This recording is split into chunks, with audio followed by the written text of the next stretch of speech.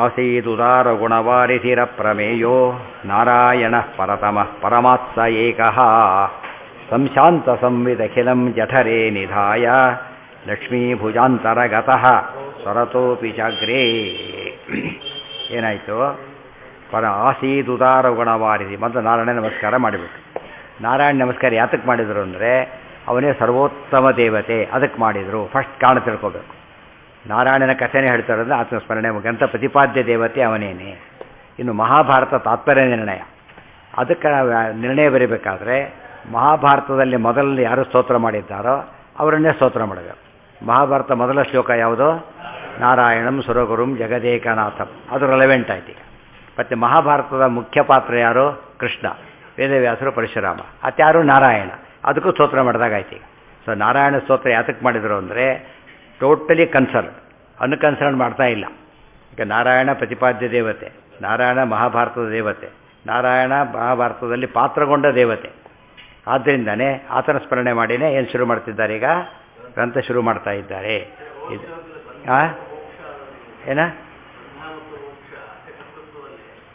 ಏನಾಗಿ ಹೌದು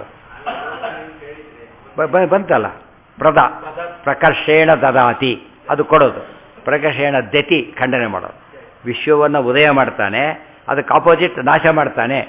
ಬಂತಲ್ಲ, ಲಯ ಬಂದೋಯ್ತಾನೆ. ಪ್ರಕರ್ಷೇಣ ಕೊಡ್ತಾನೆ ಅಂತ ಹೇಳಿದಾಗ ಯಾವುದನ್ನು ಕೊಡ್ತಾನೆ? ಉತ್ತಂತ ಮಧ್ಯೆ ಇಲ್ಲ, ಅನುಸರಿಸ್ಕೋಬೇಕೀಗ. ವಿಶ್ವಸ್ಥಿತಿ ಪ್ರಳಯ ಉನ್ನಿಯತಿ ಪ್ರದಾಯ.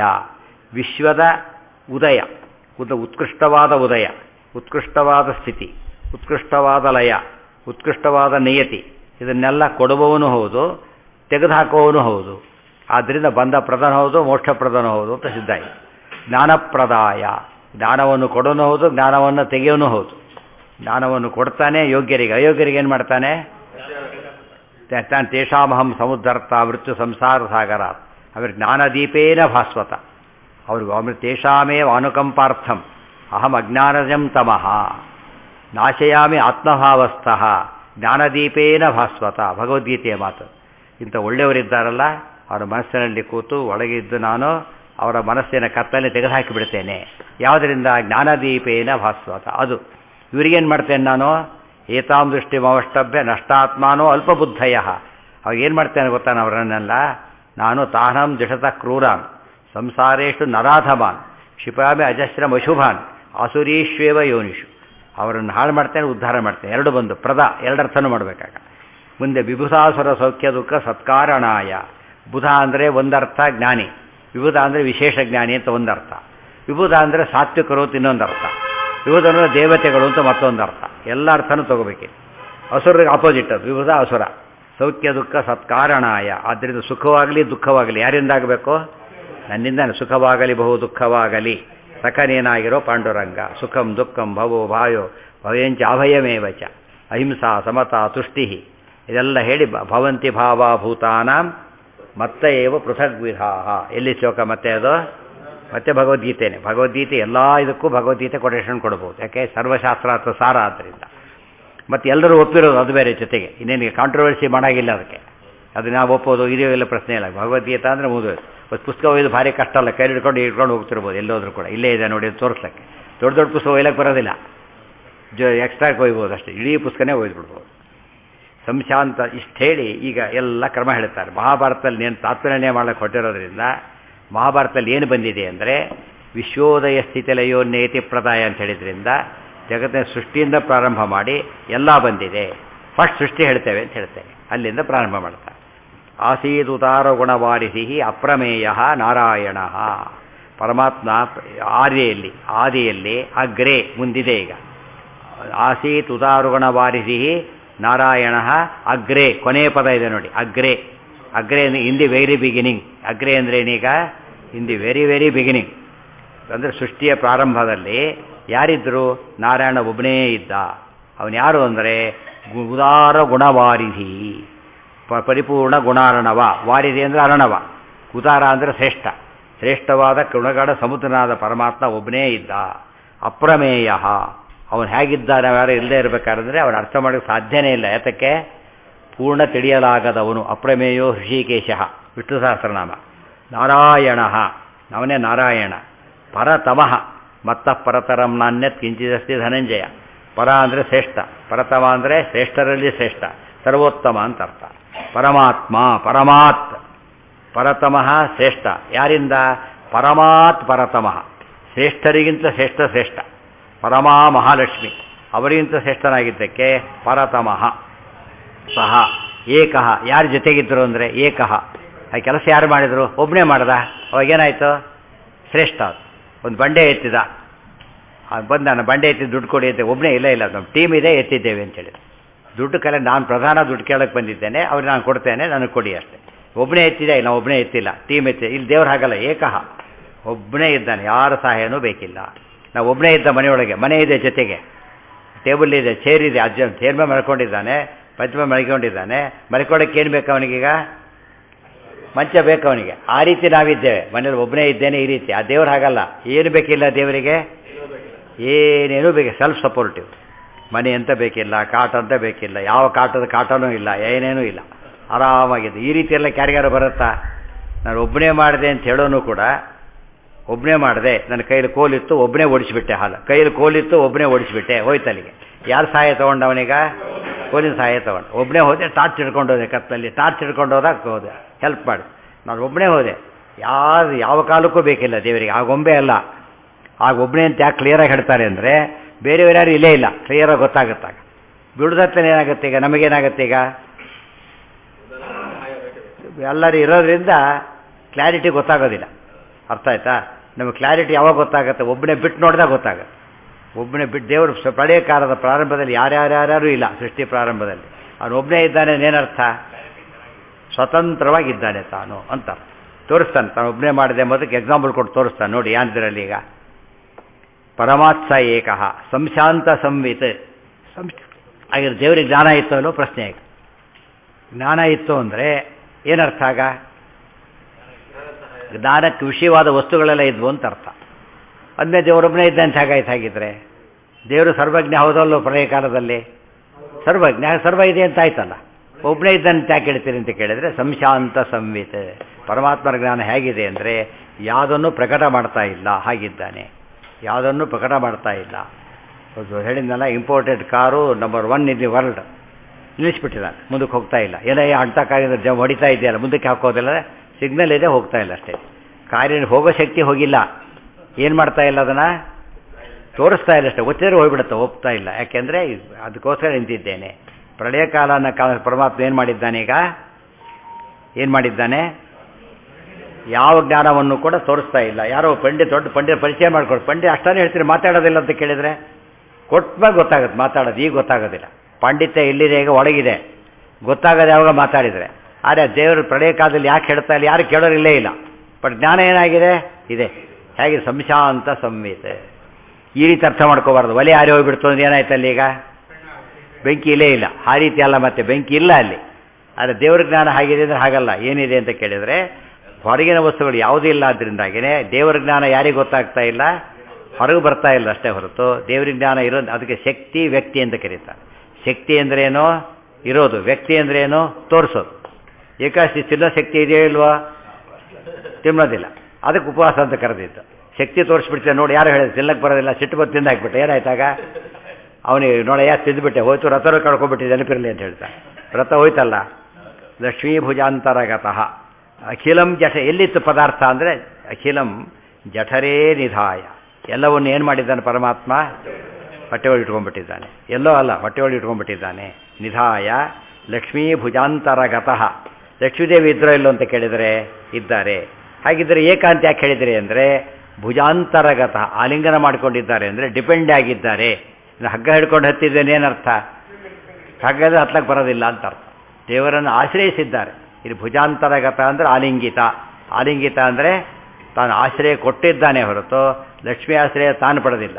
ಲಕ್ಷ್ಮಿ ಮಾತ್ರ ದೇವರ ಆಶ್ರಯವನ್ನು ಪಡೆದಿದ್ದಾರೆ. ಅದನ್ನು ಹೇಳೋದಕ್ಕೋಸ್ಕರನೇ ಜಠರೇ ನಿಧಾಯ ಲಕ್ಷ್ಮೀ ಭುಜಾಂತರಗತಃ ಸ್ವರತಃ ಅಪಿಚಾಗ್ರೆ ಆಗುತ್ತೆ. ಓ, ಲಕ್ಷ್ಮಿಯಿಂದ ಆಲಿಂಗಿತ ಅಂದಮೇಲೆ ಲಕ್ಷ್ಮಿಯ ಡಿಪೆಂಡೆನ್ಸ್ ಬಂತ ಅಂದರೆ ಸ್ವರತಃ. ಆಲಿಂಗನ ಮಾಡ್ಕೊಂಡಿರೋದು ಯಾತಕ್ಕೋಸ್ಕರ? ತನಗೆ ಬೇಕು ಅಂತಲ್ಲ, ರಕ್ಷಣೆ ಕೊಡೋದಕ್ಕೆ ಹೊರತು ಯಾತಕ್ಕೋಸ್ಕರ ಅಲ್ಲ, ತನಗೆ ಅಗತ್ಯ ಇದೆ ಅಂತಲ್ಲ. ಕೋಲು ಹಿಡ್ಕೊಂಡು ಓಡಾಡ್ತಿರೋದು ವೈಭವ ಅಷ್ಟೇ ಹೊರತು ಡಿಪೆಂಡೆನ್ಸ್ ಅಲ್ಲ. ವೈಭವದಿಂದ ಕೋಲು ಹಿಡ್ಕೊಂಡು ಈಗ ಆಡ್ತಾ ಹೋಗ್ತಾನೆ. ಈ ಮುದುಕ ಆಗಲ್ಲ ಆಡ್ಸಿರೋ ಗೋವಿಂದ ಹೇಳಿ ಒತ್ಕೊಂಡೇ ಹೋಗ್ತಿರ್ತಾನೆ. ಅದಕ್ಕೆ ಎತ್ತರಿ ಕೋಲು ಎತ್ತರಿ ಬಿದ್ದೇ ಬಿಡ್ತಾನೆ. ಆಗಿರ್ತಾನೆ. ದೇವರು ಹಾಗಿಲ್ಲ, ಲಕ್ಷ್ಮಿಗೆ ಆಶ್ರಯ ಕೊಟ್ಟಿದ್ದಾನೆ ಹೊರತು ಆಶ್ರಯವನ್ನು ತಗೊಂಡಿಲ್ಲ. ಸ್ವರತಃ ಅಪಿ. ಹಾಗಿದ್ರೆ ದೇವರಿಗೆ ಆನಂದ ಇತ್ತೋ ಇಲ್ಲೋ ಪ್ರಶ್ನೆ ಆಗ. ಆನಂದ ಇತ್ತು. ಲಕ್ಷ್ಮಿಯನ್ನು ಡಿಪೆಂಡ್ ಆಗಿತ್ತೋ ಇಲ್ಲ. ಮತ್ತು ಹೇಗಿತ್ತು? ಸ್ವರತಃ ಸ್ವಾತ್ಮಾನಂದ. ಪರಮಾತ್ಮ ಆತ್ಮಾನಂದ ಅಂತ ಯಾತಕ್ಕೆ ಕರೀತಾರೆ ಅಂದರೆ ಆನಂದ ಎಲ್ಲಿದೆ? ತನ್ನ ಒಳಗೆ ಇರೋದ್ರಿಂದ ಡಿಪೆಂಡೆಂಟ್ ಆನಂದ ಅಲ್ಲ. ಸ್ವರತೋಪಿ ಚಾಗ್ರೇ ದಶೋದರಸ್ಥ ಜಗತಃ ಸದಮಂದ ಸಾಂದ್ರ ಸ್ವಾನಂದ ತುಷ್ಟ ವಪುಷೋಪಿ ರಮಾರಮಸ್ಯ ಭೂತೆ ನಿಜಾಶ್ರಿತ ಜನಸ್ಯ ಹಿ ಸೃಜ್ಯ ಸೃಷ್ಟೌ ಈಕ್ಷಾ ಬಭೂವ ಪರನಾಮ ನಿಮೇಶ ಕಾಂತೆ. ಎಲ್ಲಿದೆ? ಬಿಡಿಸಿದ್ದದನ್ನು ಸೃಜ್ಯ ಸೃಷ್ಟಾವೀಕ್ಷ. ಕೂಡಿಸಿದಾಗ ಸೃಷ್ಟಾವೀಕ್ಷ ಅಂತಾಯಿತು. ಬಿಡಿಸಿದಾಗ ಈಕ್ಷಾ ಅಂತ ಬಿಡಿಸ್ಬೇಕು. ತಸ್ಯ ಉದರಸ್ಥ ಜಗತಃ ಸದಮಂದ ಸಾಂದ್ರ ಸ್ವಾನಂದ ತುಷ್ಟ ವಪುಷಃ ಅಪಿ ರಮಾರಮಸ್ಯ ಭೂತೆ ನಿಜಾಶ್ರಿತ ಜನಸ್ಯ ಹಿ ಸೃಜ್ಯ ಸೃಷ್ಟೌ ಈಕ್ಷಾ ಬಭೂವ ಪರನಾಮ ನಿಮೇಶ ಕಾಂತೆ. ಒಂದೇ ಪದ. ತಸ್ಯ ಉದರಸ್ಥ ಜಗತಃ ಸದಮಂದ ಸಾಂದ್ರ ಸ್ವಾನಂದ ತುಷ್ಟ ವಪುಷಃ. ಒಂದೇ ಪದ. ಸದಮಂದ ಸಾಂದ್ರ ಸ್ವಾನಂದ ತುಷ್ಟ ವಪುಷಃ ಅಪಿ ರಮಾರಮಸ್ಯ ಭೂತೈ ನಿಜಾಶ್ರಿತ ಜನಸ್ಯ ಹಿ ಸೃಜ್ಯ ಸೃಷ್ಟೌ ಈಕ್ಷಾ ಬಭೂವ ಪರನಾಮ ನಿಮೇಶ ಕಾಂತೆ. ಒಂದೇ ಪದ. ಪರನಾಮ ನಿಮೇಶ ಕಾಂತೆ. ಹಾಗೇನಾಯಿತು? ಆ ರೀತಿ ಪರಮಾತ್ಮ ಇದ್ದಾನೆ. ತಸ್ಯ ಉದರಸ್ಥ ಜಗತಃ. ಜಗತ್ತೆಲ್ಲ ಉದರದಲ್ಲಿದೆ. ಪರಮಾತ್ಮ ಇಷ್ಟು ಹೀಗಿದ್ದಾನೆ. ನಮಗೇನಾಗುತ್ತೆ? ಹೊಟ್ಟೆಯಲ್ಲಿ ಯಾರ್ಯಾರೋ ಇದ್ದಾರೆ. ಈಗ ಕಸಿ ಬಿಸಿ ಆಗುತ್ತಲ್ಲ ಅಂತ. ದೇವರಿಗೇನೂ ಆಗಿಲ್ಲ. ಒಳಗಿದ್ದರೂ ಅಷ್ಟೇ, ಹೊರಗಿದ್ದರೂ ಅಷ್ಟೇ. ಉಳಿದವರೆಲ್ಲ ಏನಾಗಿಲ್ಲ. ಯಾಕೆ ಅಂದರೆ ಸದಮಂದ ಸಾಂದ್ರ ಸ್ವಾನಂದ ತುಷ್ಟ ವಪುಷಃ. ಬರೀ ಎಷ್ಟೋ ಸತ್ತು ಒಬ್ಬನೇ ಕೂತಾಗ ಏನಾಗಿಬಿಡುತ್ತೆ? ಬೋರ್ ಹೊಡೆದು ಬಿಡುತ್ತೆ. ಒಬ್ಬನೇ ಕೂತಾಗ ಬೋರು ಯಾರು ಇಲ್ಲೇ ಇಲ್ಲ ಜೊತೆಗೆ ಅನಿಸ್ಬಿಡುತ್ತೆ. ಆದರೆ ದೇವರಿಗೆ ಏನಾಗಿದೆ ಅಂದರೆ ಯಾರೂ ಇಲ್ಲ. ರಮಾದೇವಿ ಆಲಿಂಗನ ಮಾಡ್ಕೊಂಡಿದ್ದಾರೆ. ಆದರೆ ದೇವರಿಗೆ ಸ್ವರತನಾಗಿದ್ದಾನೆ. ಮತ್ತು ಆನಂದ ಎಲ್ಲಿಂದ ಬಂತಾಗಿದ್ರೆ ಅಂದರೆ ಸ್ವರೂಪದಲ್ಲೇ ಆನಂದ ಇದೆ. ಸದಮಂದ ಸಾಂದ್ರ ಸ್ವಾನಂದ ತುಷ್ಟ ವಪುಷಃ. ಎಂಥ ಆನಂದ ಇದೆ? ಅದು ಅಮಂದ ಸಾಂದ್ರ. ಅಮಂದ ಅಂದರೆ ಪೂರ್ಣ. ಸತ್ ಅಂದರೆ ಉತ್ತಮ. ಅಮಂದ ಅಂದರೆ ಪೂರ್ಣ. ಸಾಂದ್ರ ಅಂದರೆ ನಿಬಿಡ. ಅಂಥ ಸ್ವ ಅಂದರೆ ತನ್ನ ಆನಂದದಿಂದ ತುಷ್ಟ ವಪುಷಃ. ಎಷ್ಟು ಅಡ್ಜೆಕ್ಟಿವ್ ಹಾಕಿದ್ದಾರೆ. ಸತ್, ಅಮಂದ, ಸಾಂದ್ರ, ಸ್ವ ಆನಂದ. ದೇವರ ಆನಂದ ಇಂಥ ಆನಂದ. ನಮ್ಮದ್ರಲ್ಲಿ ಒಂದು ಕೂಡ ಇದಿರಲಿಲ್ಲ. ಬದಲೇ ಉತ್ತಮ ಆನಂದನೇ ಅಲ್ಲ, ಪೂರ್ಣಾನಂದನೂ ಅಲ್ಲ, ನಿಬಿಡಾನಂದನೂ ಅಲ್ಲ, ಸ್ವರೂಪಾನಂದನೂ ಅಲ್ಲ. ಏನೋ ತಿಂದ ಕುಡ್ದ ಆನಂದ ಬಂತು. ಏನಾಯ್ತು ಅದೀಗ? ಸ್ವರೂಪದ ಅಲ್ಲೇ ಇಲ್ಲ. ಫಸ್ಟ್ ಎಲ್ಲಿರೋದು? ಅವರಿಗೆ ಬರೆದಿದ್ದೇ ಒಂದು ಅಕ್ಷರ, ಅದು ಕಾಪಿ. ಒಂದಕ್ಷರ ಬರೆದು ಕಾಪಿ ಆಗಿದೆ. ಎಲ್ಲದನ್ನು ಪರಮಾತ್ಮ ಏನು ಮಾಡ್ತಿದ್ದಾನೆ? ಪೂರ್ಣ ತಿಳಿದಿದ್ದಾನೆ. ಕಂಪೇರ್ ಮಾಡಲಿಕ್ಕೆ ಆಗೋದಿಲ್ಲ ದೇವರಿಗೆ ನಮಗೆ. ಇಮ್ಯಾಜಿನ್ ಯಾಕೆ ಮಾಡಬೇಕು? ಎಷ್ಟು ಆಕಾಶ ಇಮ್ಯಾಜಿನ್ ಮಾಡಿ. ಈಗ ಆಕಾಶಕ್ಕೆ ಕೊನೆ ಇಲ್ಲ. ಇಮ್ಯಾಜಿನ್ ಮಾಡಿ, ತಲೆ ಹೊಡೆದೋಗುತ್ತೆ. ಇಮ್ಯಾಜಿನ್ ಮಾಡಲಿಕ್ಕೆ ಬರೋದಿಲ್ಲ. ಅದಕ್ಕೆ ಅಪ್ರಮೇಯ ಅಂತ ಕರೆದು. ವಿಷಯ ಹೇಗೆ ಮಾಡ್ಲಿಕ್ಕೆ ಬರೋದಿಲ್ಲ. ಇವತ್ತು ಉದಾಹರಣೆಗೆ ಹೊಟ್ಟೆಯಲ್ಲಿ ಹೋಲಾಕಿ ಅನ್ನ ಹಾಕ್ಲಿಕ್ಕೆ ಬರುತ್ತಾ? ಡಾಕ್ಟ್ರಿ ನಮಗೆ ಬರೋದಿಲ್ಲ. ಇಮ್ಯಾಜಿನ್ ಮಾಡಿ ನೀವು ಮಾಡ್ಲಿಕ್ಕೆ ಬರುತ್ತಾ? ಸಾಧ್ಯ ಇಲ್ಲ. ಮರ್ಡರ್ ಆಗಿಬಿಡುತ್ತೆ. ನೀವು ಮಾಡ್ಲಿಕ್ಕೆ ಕೊನೆ ಏನಾಗುತ್ತದ? ಮರ್ಡರ್. ಡಾಕ್ಟ್ರ್ ಏನು ಮಾಡ್ತಾರೆ? ಅದನ್ನು ಹೋಲ್ ಹಾಕಿ ಅನ್ನ ಹಾಕಿ ಅದ್ರ ಹೋಗೋಕೆ ಮಾಡಿ ಬಿಡಿಸ್ತಾರೆ. ಯಾಕೆ ಸಾಧ್ಯ? ನಮಗೆ ಇಮ್ಯಾಜಿನ್ ಮಾಡ್ಲಿಕ್ಕೆ ಬರೋದಿಲ್ಲ. ಯಾತಕ್ಕೆ? ಆ ವಿದ್ಯೆ ನಮಗೆ ಗೊತ್ತಿಲ್ಲ. ಅದು ಮಾಡೋಕ್ಕೆ ಏನಿರಬೇಕು? ಡಾಕ್ಟ್ರಿಗೆ ವಿದ್ಯೆ ಇದೆ. ಟೂಲ್ಸ್ ಇದ್ರೆ ಮಾಡೋಕ್ಕೆ ಬರೋಲ್ಲ ಡಾಕ್ಟ್ರಿಗೆ. ಟೂಲ್ಸ್ ಇಲ್ಲದವರೆ ಮಾಡೋಕ್ಕೆ ಸಾಧ್ಯ ಇಲ್ಲ. ಅವ್ರು ಬೆಸ್ಟ್ ಕಾರ್ಪೆಂಟರು ನೋಡಯ್ಯ, ಟೂಲ್ಸ್ ಇಲ್ಲದೆ ಕೆಲಸ ಮಾಡು. ಏನಂತೀವಿ ನಾವಾಗ?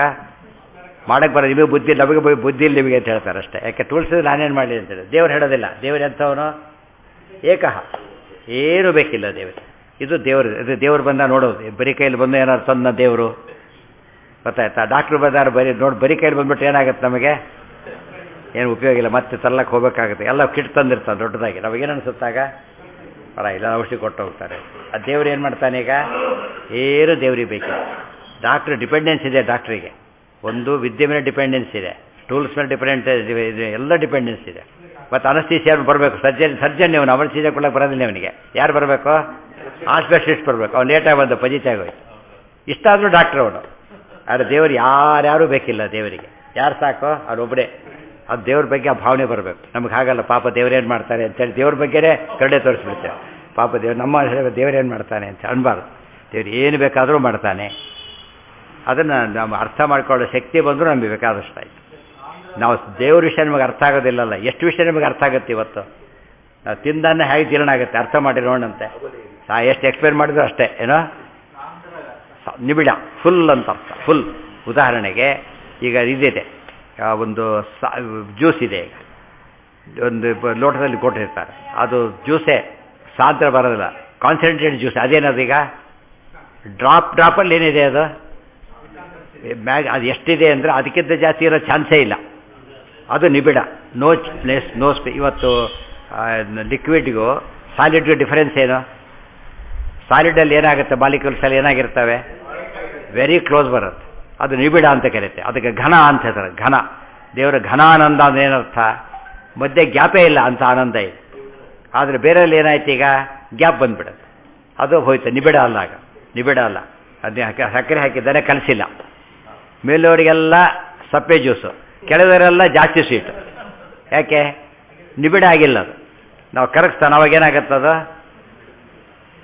ಎಲ್ಲ ಕಡೆ ಕಲ್ತ್ಬಿಡುತ್ತೆ. ಮೇಲಿಂದ ಕೆಳವರೆಗೆ ಹೇಗಿದೆ, ಈಗ ಯಾವ ಭಾಗ ಕೊಟ್ಟರೆ ಹೇಗಿರುತ್ತೆ, ಒಂದೇ ಸಾರಿ. ಅದು ಯಾವಾಗ ನಿಬಿಡ, ದೇವರು ಹಾಗಿರೋದ್ರಿಂದ ಸಾಂದ್ರ ಅಂತ ಕರೀತಾರೆ. ಸಾಂದ್ರ, ಸಾನಂದ ತುಷ್ಟ ವಪುಷೋಪಿ ರಮಾರಮಸ್ಯ, ತುಷ್ಟ ವಪುಷಃ ಅಪಿ ರಮಾರಮಸ್ಯ. ಅದು ಪರಮಾತ್ಮ ತುಷ್ಟನಾಗಿದ್ದಾನೆ. ಯಾವುದ್ರ ಪರಮಾತ್ಮನ ಸಂತೋಷ ಯಾವಾಗಲೂ ಇದೆ. ನಮ್ಮ ಸಂತೋಷ ಅಲ್ಲ, ಡಿಪೆಂಡೆಂಟ್ ಸಂತೋಷ ಅಲ್ಲ, ಎಕ್ಸ್ಟರ್ನಲ್ ಸಂತೋಷ ಅಲ್ಲ, ಇಂಪರ್ಫೆಕ್ಟ್ ಸಂತೋಷ ಅಲ್ಲ, ಮತ್ತು ಬಾರೋಡಲ್ಲ, ಪೂರ್ಣ ಅಲ್ಲೇ ಇದೆ. ಇದು ದೇವರ ಮಹಿಮೆ. ರಮಾರಮಸ್ಯ, ಇಷ್ಟಾದರೂ ರಮಾದೇವಿಗೆ ಆನಂದ ಕೊಟ್ಟರು ಜೊತೆಗಿದ್ದಾನೆ ಅಂತ ಪರಮಾತ್ಮ ಏನು ಮಾಡೋದು? ಸೃಷ್ಟೌ ಸೃಷ್ಟಿ ಮಾಡಬೇಕು ಅಂಥೇಳಿ ಇಚ್ಛಾ ಮನಸ್ಸು ಮಾಡದ. ದೇವರು ಸೃಷ್ಟಿ ಮಾಡಲಿಕ್ಕೆ ಅಂತ ಇಷ್ಟಪಟ್ಟ ಅಂತಾಯ್ತು. ಈಗ ಯಾವ ಕಾಲದ ಇಷ್ಟಪಟ್ಟ ಅಂತ? ಪರನಾಮ ನಿಮೇಶ ಕಾಂತೆ. ಎಷ್ಟು ದಿವಸ ದೇವರು ಹಾಗಿದ್ದ ಅಂದರೆ ಪರನಾಮ ನಿಮೇಶ ಕಾಂತೆ, ಪರಕಾಲ ಅಂತ ಹೆಸರು. ಪರಕಾಲ ಅಂದ್ರೇನು? ಪರಕಾಲ ಅಂದರೆ ಬ್ರಹ್ಮದೇವರ ಪೂರ್ಣ ಆಯುಷ್ಯವನ್ನು ಪರಕಾಲ ಅಂತ ಕರೀತಾರೆ. ಪೂರ್ಣ ಆಯುಷ್ಯ ಬ್ರಹ್ಮದೇವರು ಚತುರ್ಯುಗ ಸಹಸ್ರಾಣಾಂ ಬ್ರಹ್ಮಣೋ ದಿನ ಮುಚ್ಯತೆ ಅಂತ ಹೇಳಿದ ಮೇಲೆ ಲೆಕ್ಕ ಹಾಕ್ತಾ ಅವ್ರು ಏನಾಗುತ್ತದೋ ಅದು ಪೂರ್ಣ ಕಾಲ. ಆದರೆ ದೇವರಿಗೆ ಮಾತ್ರ ಏನದು? ನಿಮೇಶಕ. ಬರೀ ಕಣ್ಣು ಮುಚ್ಚಿ ಹೀಗಂದ್ರೆ ಸಾಕು. ದೇವರು ಹೀಗಂದ್ರೆ ಬ್ರಹ್ಮ ಔಟ್ ಅಂತ ಅರ್ಥ. ಒಂದು ಸರ್ತಿ ಹೀಗಂದು ಬಿಟ್ಟರೆ ದೇವರು ಏನಾಗುತ್ತೆ ಅಲ್ಲಿಗೆ? ಬ್ರಹ್ಮ ಛೇಜ್. ಅಷ್ಟರ ಮಟ್ಟಿಗೆ ದೇವರ ಶಕ್ತಿ ಇದೆ ದೇವರಿಗೆ. ಅಂದರೆ ಬ್ರಹ್ಮದೇವರ ಕಾಲ ಹೈಯೆಸ್ಟ್ ಕಾಲ ನಮಗೆ ಗೊತ್ತಿರೋದು. ಅದು ದೇವರ ದೃಷ್ಟಿಯಲ್ಲಿ ಏನಾಗುತ್ತೆ? ಲೋಯೆಸ್ಟ್ ಆಗಿಬಿಡುತ್ತೆ. ಬ್ರಹ್ಮದೇವರ ಹೈಯೆಸ್ಟ್ ಕಾಲ, ದೇವರು ಲೋಯೆಸ್ಟ್ ಕಾಲ ಆಗುತ್ತೆ. ಸೊ ಹೈಯೆಸ್ಟ್ ಕಾಲ ಹೊಂದಿರೋದು ಯಾರು? ಬ್ರಹ್ಮದೇವರು, ಜೀವೋತ್ತಮರು. ಅದು ಲೋಯೆಸ್ಟ್ ಯಾರು ಮುಂದೆ ಆಗುತ್ತೆ? ದೇವರು ಮುಂದೆ. ಅವತ್ತು ಯಾರು? ಸರ್ವೋತ್ತಮ. ಈ ಕಾಲದ ಗಣನೆಯಲ್ಲೂ ಕೂಡ ಹರಿಸರ್ವೋತ್ತಮತ್ವ ಬಂತು. ಇನ್ನು ಯಾರ ಕಾಲವೂ ಕೂಡ ಬ್ರಹ್ಮದೇವರ ಕಾಲದಷ್ಟಲ್ಲ, ಅಲ್ಲೇ ಹೋಯ್ತು. ರುದ್ರಾದಿಗಳ ಸರ್ವೋತ್ತಮತ್ವ ಯಾಕೆ ಬರೋದಿಲ್ಲ? ಅವರು ಬ್ರಹ್ಮದೇವರ ಮುಂದೆ ಏನಾಗ್ಬಿಡ್ತಾರೆ? ಅವರು ಹೇಳ್ತಾರಲ್ಲ, ಇದರಲ್ಲೇ ರನ್ನರ್ ಅಪ್ ಆಗಿಬಿಡ್ತಾರಂತ. ಆ ಥರ ಮುಂದಕ್ಕೆ ಹೋಗೋದೇ ಇಲ್ಲ ಅವರು. ಕ್ವಾರ್ಟರ್ ಫೈನಲ್ಸಲ್ಲೇ ಸೋತು ಬಿಟ್ರೆ ಹಾಗೆ. ಆದರೆ ಬ್ರಹ್ಮದೇವರು ಎಲ್ಲಿವರೆಗೆ ಬರ್ತಾರೆ? ಈಗ ಇಲ್ಲಿವರೆಗೆ ಬಂದು ಪೂರ್ತಿ ಕೆಳಗೆ ಬಂದುಬಿಡ್ತಾರೆ. ಆಮೇಲೆ ಆ ದೃಷ್ಟಿಯಿಂದ ಪರನಾಮ ಕಾಂಟ್ರಾಸ್ಟ್. ನಿಮೇಶಕ. ನಿಮೇಶ ಅಂದ್ರೇನು? ಕಣ್ಣು ಮುಚ್ಚೋದು. ಅದು ಕೂಡ ಮತ್ತೆ ಅದು ಕೂಡ ದೇವ್ರ ಮುಂದೆ ಹೋಲ್ಸೋಕ್ಕೆ ಬರೋದಿಲ್ಲ. ನಮ್ಗೆ ಯಾಕೆ ಹೇಳ್ತಾರೆ ಅಂದರೆ ಅರ್ಥ ಆಗ್ಲಿಕ್ಕಷ್ಟೇ. ಮತ್ತು ಈ ರೀತಿ ಲೆಕ್ಕ ಹಾಕಬಾರ್ದು. ಹಾಗಿದ್ದರೆ ಈ ರೀತಿ ಲೆಕ್ಕ ಶುರು ಮಾಡೋಣ. ಈಗ ಬ್ರಹ್ಮದೇವರು ಪರಕಾಲ, ದೇವರಿಗೆ ಒಂದು ನಿಮೇಷ ಆದರೆ ಅಂಥ ನಿಮೇಷ ಎಷ್ಟಾದರೆ ದೇವ್ರಿಗೆ ವರ್ಷ ಆಗುತ್ತೆ. ದೇವ್ರಿಗೆ 100 ವರ್ಷ ಯಾವಾಗ ಆಗುತ್ತೆ? ಲೆಕ್ಕ ಹಾಕಬಾರ್ದು. ಯಾತಕ್ಕೆ ಹೇಳಿದ್ರು? ನಮಗೆ ಅರ್ಥ ಆಗಲಿಕ್ಕೆ ಹೊರತು ಏನಲ್ಲ ಅದು ನಿಜವಾದ ಮೆಜರ್ಮೆಂಟ್ ಅಲ್ಲೇ ಅಲ್ಲ. ಅರ್ಥ ಆಗೋದಕ್ಕೋಸ್ಕರ ಮಾಡಿದ ಮೆಜರ್ಮೆಂಟ್. ಅದಕ್ಕೆ ಸೇರಿಸಿಬಿಟ್ರು. ಅದು ಕೂಡ ನೆಗ್ಲಿಜಿಬಲ್ ಅಂತ ಹೇಳೋದಕ್ಕೆ. ಪರನಾಮ ನಿಮೇಶ ಕಾಂತೆ ಭೂತೇ ನಿಜಾಶ್ರಿತ ಜನಸ್ಯ ಹಿ ಸೃಜ್ಯ ಸೃಷ್ಟವು ಇಚ್ಛಾ ಬಭೂವ ಪರನಾಮ ನಿಮೇಶ ಕಾಂತೆ. ಆಗೊಂದು ಪ್ರಶ್ನೆ ಬಂತು, ಎಲ್ಲರೂ ಸೃಷ್ಟಿ ಮಾಡ್ತಾನೆ ಪರಮಾತ್ಮ ಅಂತ ಪ್ರಶ್ನೆ ಬಂತು. ಎಲ್ಲರನ್ನೂ ಒಟ್ಟಿಗೆ ಸೃಷ್ಟಿ ಮಾಡೋದಿಲ್ಲ. ಹೇಗೆ ಮಾಡ್ತಾನೆ? ಸೃಜ್ಯ ಸೃಷ್ಟವು. ಆಗ ಸೃಷ್ಟಿಗೆ ಯಾರು ಎಲಿಜಿಬಲ್ಲು ಅವರು ಮಾತ್ರ ಸೃಷ್ಟಿ ಮಾಡ್ತಾನೆ. ಅರ್ಥ ಆಯ್ತಾ? ಈಗ ಸೃಷ್ಟಿಗೆ ಯಾರು ಎಲಿಜಿಬಲ್ಲು ಅವರು ಮಾತ್ರ ಸೃಷ್ಟಿ ಮಾಡ್ತಾನೆ. ಈ ಮಾವಿನ ಹಣ್ಣು ನೋಡಿದ್ರೆ ಸುಮಾರು ಶುರುವಾದರೆ ನಮಗೆ ಏಪ್ರಿಲ್ನಲ್ಲಿ ಶುರುವಾಗಿಬಿಟ್ರೆ ಸೆಪ್ಟೆಂಬರ್ವರೆಗೂ ಬರ್ತಾಯಿರುತ್ತೆ. ಎಲ್ಲ ಒಟ್ಟಿಗೆ ಹಣ್ಣು ಬಿಟ್ಬಿಟ್ರೆ ಏನಾಗ್ತಿತ್ತು ನಿಮಗೆ? ಒಂದು ವಾರದಲ್ಲಿ ಎಲ್ಲ ಕ್ಲೋಸ್, ಸೀಸನ್ ಮುಗಿದೋಗ್ತಾಯಿತ್ತು. ಎಲ್ಲ ಹಣ್ಣುಗಳು ಹಾಗೇನೆ ಏನಾಗ್ತಾ ಹೋಗುತ್ತದೋ. ಇವನು ಏನು ಮಾಡ್ತಾ ಹೋಗ್ತಾನೆ? ಇವನು ಕಾಯಿಗಳನ್ನು ಯಾವುದು ಕೀಳಕ್ಕೆ ಅದು ಮಾತ್ರ ಕೀಳ್ತಾನೆ, ಆದರೆ ಹಣ್ಣು ಮಾಡ್ತಾನೆ. ಮತ್ತು ಇನ್ನೊಂದು ಆ ಸ್ಟೇಜೇ ಬರುತ್ತೆ, ಅದು ಮತ್ತೆ ಹಣ್ಣು ಮಾಡ್ತಾನೆ. ಆ ರೀತಿ ಮಾಡಿ ಏನಾಗುತ್ತದೋ ಅಷ್ಟು ದಿವಸ ಬರುತ್ತೆ. ಅದೇ ರೀತಿಯೇ ಎಲ್ಲರೂ ಸೃಷ್ಟಿಗೆ ಅನಂತ ಜೀವರಿದ್ದರೂ ಕೂಡ ಎಲ್ಲರನ್ನೂ ಒಟ್ಟಿಗೆ ಸೃಷ್ಟಿ ಮಾಡೋದಿಲ್ಲ. ಸೃಷ್ಟಿ ಯಾರನ್ನು ಮಾಡಬೇಕು ದೇವ್ರಿಗೆ ಗೊತ್ತು. ಆ ಸ್ಟೇಜ್ ಬಂದಿದ್ದಾರೆ, ಅವರನ್ನು ತಗೊಳ್ತಾನೆ. ದೇವ್ರಿಗೆ ಹೇಗೆ ಗೊತ್ತು ಅಂತ ಕೇಳಿದರೆ ದೇವರಾಗಿದ್ದಕ್ಕೆ ಗೊತ್ತು. ನಮ್ಗೆ ಯಾಕೆ ಗೊತ್ತಿಲ್ಲ ಅಂದರೆ ದೇವರು ಅಲ್ಲಾಗಿದ್ದಕ್ಕೆ ನಮಗೆ ಗೊತ್ತಿಲ್ಲ. ಆ ದೇವರು ತಗೋತಾನೆ. ಇವತ್ತು ಅಡುಗೆವರಿಗೆ ನೋಡ್ತಾನೆ, ಚೂಸ್ ಮಾಡ್ತಾನೆ. ನಿಮ್ಗೆ ಯಾವುದಕ್ಕೆ ಏನು ಬೇಕು. ಈ ಪಲ್ಯಕ್ಕೆ ಹೆಚ್ಚೋದೇ ಬೇರೆ, ಹುಡಿಗೆ ಹೆಚ್ಚೋದೇ ಬೇರೆ. ಗೊತ್ತಾ? ಪಲ್ಯಕ್ಕೆ ಹೆಚ್ಚಬೇಕಾದ್ರೆ ಹೇಗೆ ಹೆಚ್ಚುತ್ತಾನೆ? ಸಣ್ಣ ಮಾಡ್ತಾನೆ. ಹುಡಿಗೆ ಹಾಕ್ಬಾರ್ದು, ದೊಡ್ಡದು ಹಾಕ್ತಾನೆ. ಅದು ಕೇಳ್ತಾನೆ, ಯಾತಕ್ಕೆ ಹೆಚ್ಚಬೇಕು ಅಂತ ಕೇಳ್ತಾನೆ. ಅದು ನಮಗೆಲ್ಲ ಗೊತ್ತಾಗುತ್ತೆ. ಯಾರಿಗೆ ಗೊತ್ತಾಗುತ್ತೆ? ಅದೇ ದೇವ್ರಿಗೆ ಗೊತ್ತು ಯಾರಿಗೆ ಈ ಸೃಷ್ಟಿ ಮಾಡಬೇಕು ಅಂತ ಹೇಳಿಬಿಟ್ಟು ತೊಗೋತಾನೆ. ದೇವ್ರಿಗೆ ತೊಗೋತಾನೆ, ಸೃಷ್ಟಿ ಮಾಡ್ತಾನೆ. ತೊಗೊಂಡ್ರೆ ಹೇಗೆ ಬರುತ್ತದು? ಎಲ್ಲ ಒಟ್ಟಿಗೆ ಬಂದುಬಿಡುತ್ತೆ. ಇವಾಗ ತೊಗೊಂಡ್ರೆ ಒಂದೊಂದೇ ಬರೋದಿಲ್ಲ. ದೇವರು ಆ ಸೃಷ್ಟಿ ಆರಿಸ್ತಾನಲ್ಲ, ಅದರಲ್ಲೇ ಸರ್ವಜ್ಞ ಅಂತ ಗೊತ್ತಾಗ್ಬಿಡುತ್ತೆ. ಒಂದು ಸೃಷ್ಟಿಯಲ್ಲಿ ಎಲ್ಲ ಕಂಪ್ಲೀಟ್ ಟೀಮ್ ಇರಬೇಕದು. ಎಲ್ಲಿಂದ? ಬ್ರಹ್ಮದೇವರಿಂದ ಹಿಡಿದು ಕಲಿವರೆಗೂ ಇರಬೇಕು. ಮತ್ತು ತಾರತಮ್ಯ ಇರಬೇಕು, ತತ್ವಾದಿ ದೇವತೆಗಳಿರಬೇಕು, ಇಲ್ಲಿ ದೈತ್ಯರಿರಬೇಕು. ಈ ರೀತಿ ತೊಗೊಂಡ ತಕ್ಷಣ ಹೇಗೆ ಬರುತ್ತದ? ಎಲ್ಲ ತೊಗೊಂಡು ದೇವ್ರು ಹಾಕ್ತಾರೆ. ಎಲ್ಲರೂ ಲೀಡರ್ಸ್ ಆಗಿಬಿಟ್ರೆ ಇವ್ರು ಯಾರು? ಎಲ್ಲ ಇವ್ರು ಯಾರು? ಆಳವ್ರು ಯಾರು? ಹೇಗೆ ತರ್ತಾನೆ ದೇವರು ಅಂದರೆ ಪ್ರಪೋರ್ಷನ್, ಪರ್ಫೆಕ್ಟ್ ಪ್ರಪೋರ್ಷನ್. ಆ ಆಯ್ಕೆಯಲ್ಲೇ ದೇವರದ್ದು ಗೊತ್ತಾಗ್ಬಿಡುತ್ತೆ. ಅರ್ಥ ಆಯ್ತಾ? ಒಳ್ಳೆ ಅಡುಗೆವನು ಅಂತೇಳಿ ಪ್ರಿಪ್ರೇಷನ್ ಗೊತ್ತಾಗ್ಬಿಡುತ್ತೆ. ಅಡುಗೆ ಸ್ನಾನಕ್ಕೆ ಹೋಗೋದು ಹೇಗೆ ಮಾಡ್ಕೊಂಡಿರ್ತಾನೆ ಅವನು ನೋಡಿ. ಇನ್ನು ಯಾರಿಗೆ ನೋಡಿ ಆಯುಷ್ ರೂಪಾಯಿ ತೂಕಿ ಓದೋ ಬರ್ತಾನೆ. ಏನು ಮಾಡ್ತೀರಾಗ? ಇವತ್ತು ಊಟ ಮಾಡಿದಾಗ ಆಯ್ತು ನಾವು ಅಂತ ಅನ್ಕೋತಾನೆ. ಯಾಕೆ? ಏನು ಪ್ರಿಪ್ರೇಷನ್ನೇ ಇಲ್ಲ. ದೇವರಿಗೆ ಅಂದ್ರೆ ಸಾಕು. ಹೇಗೆ ಬರುತ್ತದ? ಎಂಟೈರ್ ಆ ಸೃಷ್ಟಿ ಏನೇನು ಬೇಕು ಕಂಪ್ಲೀಟ್ ಅದಿಷ್ಟು ತರ್ತಾರೆ. ಅದು ಸೃಜ್ಯ ಸೃಷ್ಟವು ಅಂದ್ರೆ ಅದು ಒಟ್ಟಿಗೆ ಸೃಷ್ಟಿ ಅಂತ ವಾದ ಇದೆ. ಒಪ್ಲಕ್ಕೆ ಬರಲ್ಲ ಅದನ್ನು ಒಟ್ಟಿಗೆ ಸೃಷ್ಟಿ ಅಂತ ಹೇಳ್ಬಿಟ್ಟು ಏನಾಗುತ್ತೆ? Once for all. ಅದೇ ಹೇಳ್ತಿರೋ ಮುಷ್ಟಿ ಅಂದರೆ ಹಾಗೇನೆ. ಒಂದು ಮುಷ್ಟಿ ಅದೇ ಹೇಳಿಲ್ಲ, ಮುಷ್ಟಿ ತಗೋತಾರೆ ಅಂತ ಹೇಳಲಿಲ್ಲ. ಮುಷ್ಟಿ ಸೃಷ್ಟಿ ಅದು. ದೇವ್ರ ಮುಷ್ಟಿ ಅಂಥದ್ದು ಅದು ಅನಂತ. ಮತ್ತೆ ಎಷ್ಟು ಬೇಕಾದ್ರೂ ತಗೋತಾನೆ ದೇವರು. ನಮ್ಮ ಮುಷ್ಟಿ ಇದ್ದಾಗಲ್ಲ, ಹೆಚ್ಚಾದ್ಮೇಲೆ ಉಳ್ಕೊಂಡ್ಬಿಡುತ್ತೆ. ಹಾಗೇನೆ ಆ ರೀತಿ ಅಲ್ಲ, ಎಷ್ಟು ಬೇಕಾದ್ರೆ ಪರ್ಫೆಕ್ಟಾಗಿ ತಗೋತಾನೆ, ಸೃಷ್ಟಿ ಮಾಡ್ತಾನೆ. ಅಲ್ಲ, ಸೃಷ್ಟುಂ ಯೋಗ್ಯಂ ಸೃಜ್ಯಂ. ಯಾವುದು ಸೃಷ್ಟಿಗೆ ಯೋಗ್ಯವಾದೇನದು ಅದು ಸೃಜ್ಯ. ಮಕ್ಕಳಿರ್ತಾರೆ, ಹೂ ಎಲ್ಲ ಕಿತ್ತೋಗ್ಬಿಡ್ತಾರೆ ಆ ಕಡೆ, ಎರಡೂ ಕಿತ್ತು ಹಾಕಿಬಿಡ್ತಾರೆ. ಅಲ್ಲ, ಒಂದು ಮೊಗ್ಗಿರುತ್ತೆ, ಒಂದು ಅರಳಿರುತ್ತೆ. ಏನು ಮಾಡ್ತಾನೆ ಇವನು? ಅರಳಿದ್ದು ಮಾತ್ರ ತೆಗಿತಾರೆ. ಅದು ಯಾರಿಗೆ ಗೊತ್ತಾ? ಮಕ್ಕಳಿಗೆ ಗೊತ್ತಾ? ಏನು ಮಾಡ್ತಾರೆ ಅವರು? ಕಿತ್ತೆಯಲ್ಲಿ ಬಿಟ್ಟು ಬಿಡಿಸ್ಬಿಡ್ತಾರೆ. ಆ ದೇವರು ಕರೆಕ್ಟಾಗಿ ಅದೇ ತಾರಿಸ್ತಾನೆ. ಇಚ್ಛಾ ಬಹುವ ಹೊಟ್ಟೆಯಲ್ಲಿರ್ತಾರೆ. ಹೌದೌದು. ದೇವ್ರು ಎಷ್ಟು ಬೇಕೋ ಅಲ್ಲೂ ತೆಗೆಯೋದಿಲ್ಲ, ಎಷ್ಟು ಬೇಕೋ ಅಷ್ಟು ಮಾತ್ರ ತೆಗೆದಿರ್ತಾರೆ ಅಷ್ಟೇ. ಎಷ್ಟು ಬೇಕೋ ಅಷ್ಟೇ, ಅಷ್ಟು ಮಾತ್ರದ ಸೃಷ್ಟಿ ತರ್ತಾರೆ. ಉಳಿದೆಲ್ಲ ಅಲ್ಲೇ ಇರುತ್ತೆ. ದೇವ್ರ ಹೊಟ್ಟೆಯಲ್ಲಿ ಅನಂತ. ಮತ್ತೆ ಅದು ಅದೇನು ಜಾಗ ಹೆಚ್ಚು ಕಡಿಮೆ ಆಗೋದಿಲ್ಲ. ಏನಾಗುತ್ತದ? ಉದರಂ ಚಿಂತೆ ಮೀಶಶ್ಚ ತನುತ್ವೇಪಿ ಅಖಿಲಂಭರಂ. ರಾಜಸ್ತೋತ್ರ ಗೊತ್ತಾಗುತ್ತಲ್ಲ, ಅಖಿಲಂಭರಂ. ಈ ಜಗತ್ತನ್ನು ಯಾವಾಗಲೂ ಎಲ್ಲಿದ್ರೂ ದೇವ್ರ ಹೊಟ್ಟೆಯಲ್ಲೇ ಇರ್ತೀವಿ. ಮತ್ತೆ ನಾವು ಎಷ್ಟು ಹೊರಗೆ ಬಂದರೂ ದೇವ್ರ ಹೊಟ್ಟೆ ಅಲ್ಲಿ ಇದ್ದೇ ಇದೆ, ಬೆಳಕ್ಕೆ ಬರೋದಿಲ್ಲ. ನಮ್ಗೆ ಅರ್ಥ ಆಗ್ಲಿಕ್ಕೆ ಪದ ಹೇಳಿದ್ದೆ ಹೊರತು ದೇವ್ರ ಹೊಟ್ಟೆ ಅಂದರೆ ದೇವ್ರ ಹೊಟ್ಟೆನೇ. ಇಷ್ಟೆಲ್ಲ ಪ್ರಶ್ನೆ ಬಂತು. ಹೌದು ಹೌದು. ಎಲ್ಲ ಜಗತ್ತಿನಲ್ಲಿ ಏನೇನಿದೆ ಭುಕ್ತರ ಸಮೇತ ಯಾರ್ಯಾರು ಹೊರಗೆ ಒಬ್ಬರೂ ಇಲ್ಲ. ಆ ರೀತಿ ಇಟ್ಕೊಂಡಿದ್ದಾನೆ ದೇವರು. ಆ ದೇವ್ರ ಹೊಟ್ಟೆ ಎಷ್ಟು ದೊಡ್ಡದಿರಬೇಕು. ಇಷ್ಟಿದ್ರೂ ದೇವ್ರ ಹೊಟ್ಟೆ ಅನಂತ. ಮತ್ತೆ ಖಾಲಿ ಜಾಗ ಇದ್ದಾಗ ಏನು ಯಾರೂ ಇದೇ ಇಲ್ಲ, ಅಷ್ಟು ದೊಡ್ಡದು ದೇವ್ರ ಹೊಟ್ಟೆ. ಆ ರೀತಿ ದೇವರಿಗೆ ತನ್ನತ್ವ ಅಷ್ಟು ಥಿನ್ನಿದೆ ಅಂತ. ಇಷ್ಟೆಲ್ಲ ಇಟ್ಕೊಂಡ್ರು ಕೂಡ ಹೇಗಿದೆ ಅದು? ಥಿನ್ನೆಸ್ಟ್ ಪಾಸಿಬಲ್ ಅಂದರೆ ದೇವ್ರ ಹೊಟ್ಟೆ ಇರೋದು. ಮ್ಯಾಕ್ಸಿಮಮ್ಮು ಇರೋದು ಹಾಗಿದೆ. ಅಂದರೆ ದೇವ್ರ ಹೊಟ್ಟೆಗೆ ಅಷ್ಟು ದೊಡ್ಡದು ಯಾವುದು? ಅನಂತ ಅನಂತ ಅಂತ ಅರ್ಥ. ಎಲ್ಲ ಜೀವರು ಅನಂತ ಜೀವನ ಒಟ್ಟಿಗೆ ಇಟ್ಟರು ಕೂಡ ದೇವ್ರ ಮುಂದೆ ಏನಾಗ್ಬಿಡ್ತಾರೆ ಅವರು? ಇಷ್ಟೇ ಆಗಿಬಿಡ್ತಾರೆ. ಅನಂತ ಜೀವರು ದೇವ್ರ ಮುಂದೆ ಸ್ಮಾಲೆಸ್ಟ್ ಒಂದು ಡಾಟ್ ಆದಾಗ ಆಗಿಬಿಡ್ತಾರೆ. ತಶ್ಚೋದರಸ್ಥ ಭೂತೇ ನಿಜಾಶ್ರಿತ ಜನಸ್ಯ. ಭೂತೇ ನಿಜಾಶ್ರಿತ. ಈ ಒಂದು ಪ್ರಶ್ನೆ ಬಂತು. ಒಂದು ಸಿಕ್ಕಾಕೊಂಡ್ರೆ ನೀವೊಂದು ಯಾತಕ್ಕೆ ಸೃಷ್ಟಿ ಮಾಡ್ತಾನೆ ಅಂದಮೇಲೆ ಒಂದೇನೋ ಅವನಿಗೆ ಆಗಬೇಕಾದಿದೆ ಅಂತ ಅರ್ಥ, ಏನೋ ಪ್ರಯೋಜನ ಇದೆ ಅಂತ ಅರ್ಥ. ಅಂದಮೇಲೆ ಬದಲಿದ್ದಿಲ್ಲ ಅಂತ ಆಯ್ತಲ್ಲ. ಸೊ ದೇವ್ರೇನಾದ? ಪೂರ್ಣನಲ್ಲ ಅಂತ ಕೇಳಿದರೆ ಹೇಳ್ತಾರೆ ಇಲ್ಲ. ತನಗೆ ಏನಾಗಿದೆ? ತನಗೀಗ ಸ್ವಾನಂದ ಸದವಂದ ಸಾಂದ್ರ ಸ್ವಾನಂದ ತುಷ್ಟ ವಪುಷ. ಸೃಷ್ಟಿ ಯಾಕೆ ಮಾಡ್ತಾನೆ? ನಿಜಾಶ್ರಿತ ಜನಸ್ಯ ಭೂತೆ. ತನಗೇನೂ ಬೇಕಿಲ್ಲ. ಯಾಕೆ ಮಾಡ್ತಾನೆ ಅದನ್ನು? ಕೇವಲ ನಿಜಾಶ್ರಿತ ಜನಸ್ಯ ಭೂತೆ. ತನ್ನ ಭಕ್ತರ ಕಲ್ಯಾಣಕ್ಕೋಸ್ಕರ ಮಾಡ್ತಾನೆ ಹೊರತು ಸ್ವಂತಕ್ಕೋಸ್ಕರ ಮಾಡೋದೇ ಇಲ್ಲ. ನಮಗೆ ಕೆಲವು ಗೊತ್ತಿದೆ. ಏನು ಗೊತ್ತಿದೆ? ತೊಟ್ಲು ತರ್ತಾನೆ. ಯಾರೋ ತನಗೋಸ್ಕರ ತೊಟ್ಲು ತರ್ತಾನ? ಯಾರಿಗೆ ಅದು? ಮಕ್ಕಳಿಗೆ ಮೊಮ್ಮಕ್ಕಳಿಗೆ. ತನಗಲ್ಲ ಅದು.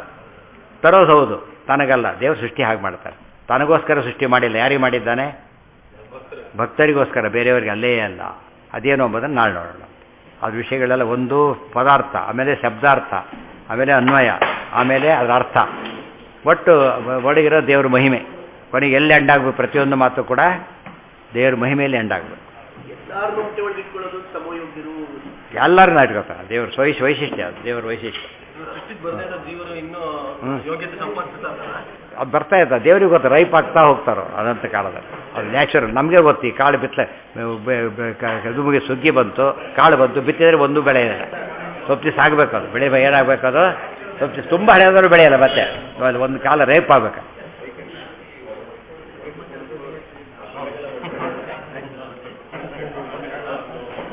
ಬೆಳೆ ಬೆಳೆದಿದ್ದಿಲ್ಲ, ಮತ್ತೆ ನಮ್ಮ